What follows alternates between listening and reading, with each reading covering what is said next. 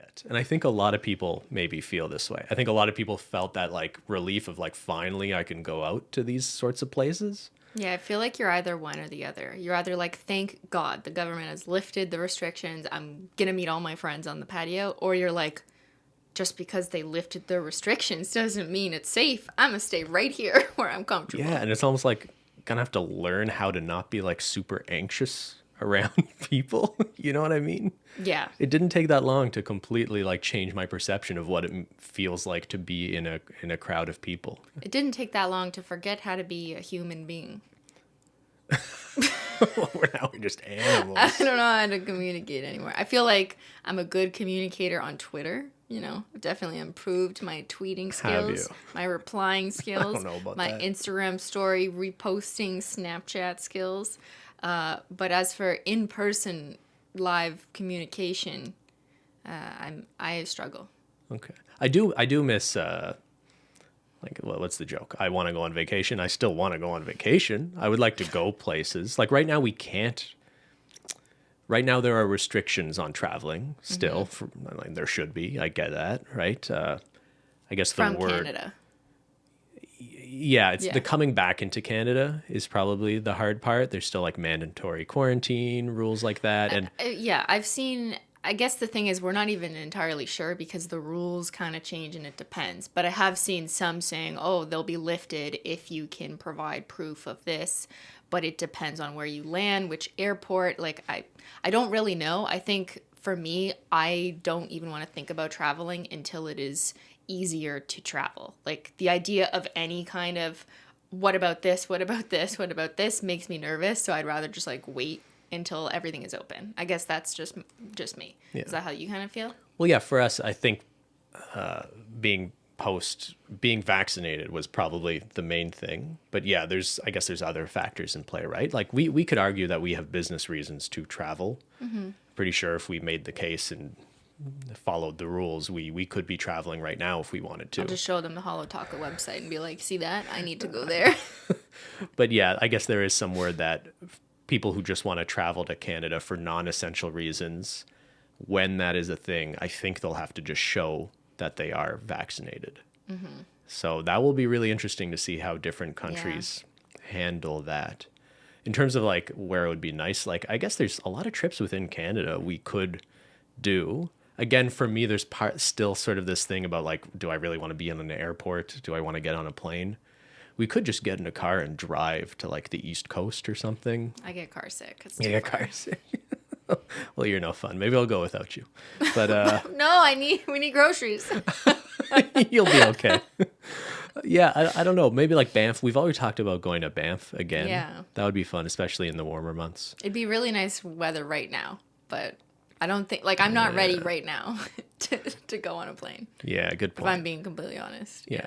But I guess if we can just think a little bit about it. If you wanna imagine. Yeah, if you want to, well, there's places I think we will want to go soon once things are a little bit more lifted, right? Like we're going to go to the Holotaco warehouse. Yeah, once sure, the right? border restrictions are lifted and pretty clear, at least to the extent that like you can go and come back easily. We're definitely going to go to the Holotaco warehouse. That's in the New York, New Jersey area. It's been a long time since I've been there. Yeah. It's been a long time and a lot of Zoom calls with the team over there. Yeah. So yeah, there's been team members added there that I've never met in person because that's how long it's been. So I would really like to actually meet people in person. Yeah. So. Yeah, it's a strange thing. And then just on a more fun note, like Sophia and Tyler moved to North Carolina. Rob and Corinne are still there. You know, I think that would be a fun trip to go to North Carolina some point in the fall. Yeah. Yeah.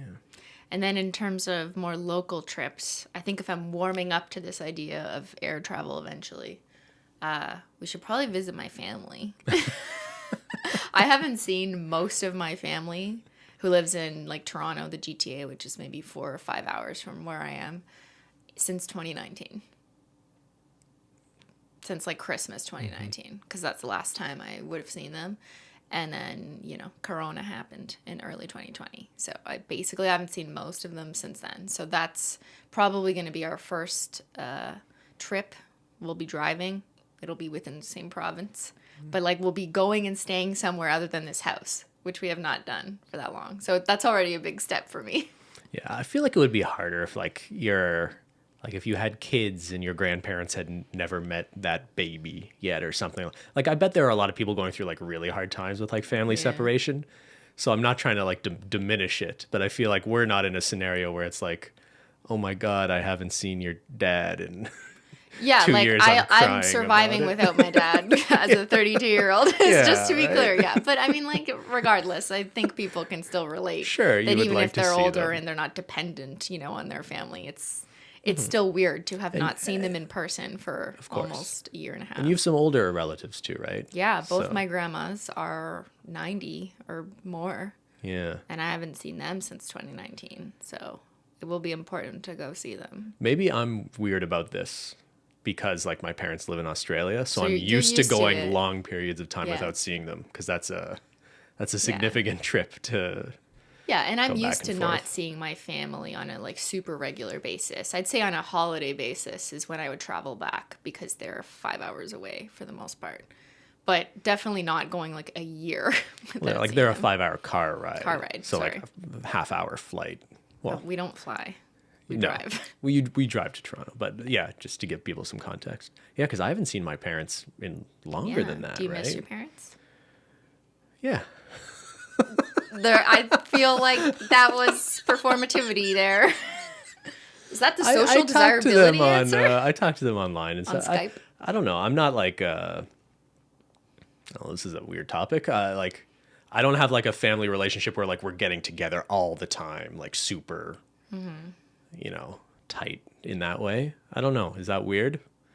I think everyone has a different family scenario. Like, I'm not super, super close with my entire family either. I feel like I was pretty independent at 17. It was just like, see y'all later, bye. Like, I just went away to university at 17 and was happy to be away and not looking forward to going home. Like, my peers were definitely homesick. I was not.